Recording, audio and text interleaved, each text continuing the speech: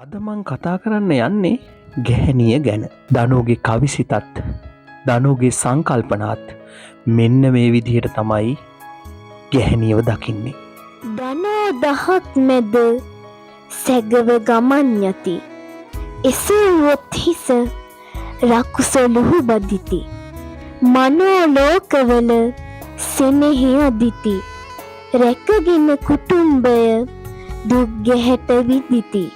අහස උසට උස් පැතුම් ගොඩකි. වෙහෙස නොදුටු කල වස් කවිය ගයති.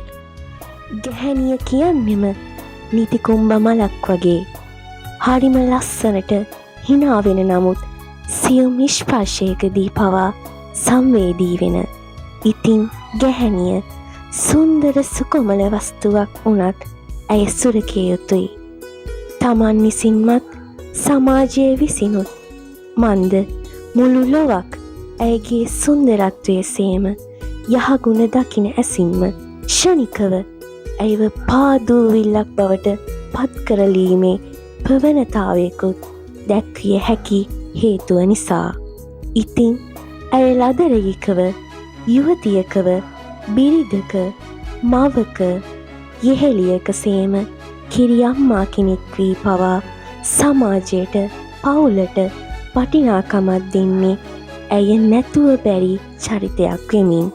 ඉතින් ඇය සුරකිය යුතුයි. එය මානව සමාජයේ අත්‍යවශ්‍යම වගකීමක් බව නැවත නැවතත් මතක් කරලිය යුතුමයි.